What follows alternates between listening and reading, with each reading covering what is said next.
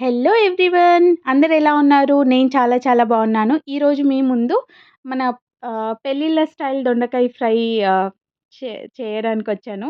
So, మనకి main ఇలాంటి స్టైల్‌లో రావాలంటే దొండకాయ అనేది సన్నగా పొడుగ్గా అలా కట్ చేసుకోవాలి.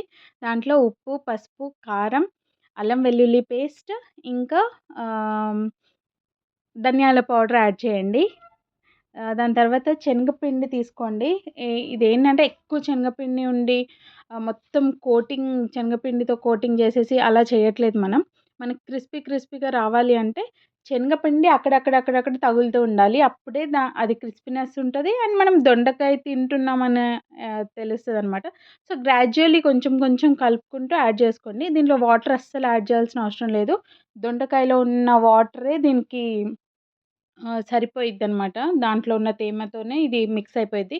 ఒకవేళ లేదు మీకు అలా రావట్లేదు అంటే లైట్‌గా మీ చేతిని కొంచెం వాటర్‌లో తడుపుకొని కలపండి అంతే. బట్ దీంట్లో వాటర్ యాడ్ చేయాల్సిన అవసరం లేదు. దాని తర్వాత బాగా నూనె వేడి అయిన తర్వాతే మీరు ఈ దొండకాయలనేవి మనం మిక్స్ చేసినవన్నీ వేయాలి. సో, కొంచెం హీట్ అయిన తర్వాత మీరు వేసేసి కొంచెం బ్రౌనిష్ వచ్చే వరకు ఫ్రై చేయండి. సో, దీని తర్వాత కొంచెం కరివేపాకు, పల్లీలు ఇలాంటివి కూడా యాడ్ చేసి మీరు వేసుకోవచ్చు లాస్ట్‌లో గార్నిషింగ్‌కి అలాగా. That's all. నేనైతే ఈరోజు చాలా సింపుల్‌గా ఇలా చేసేసాను. సో, మీకు ఒకవేళ నచ్చితే like, share, subscribe and let me know in comment box. Thank you. Bye.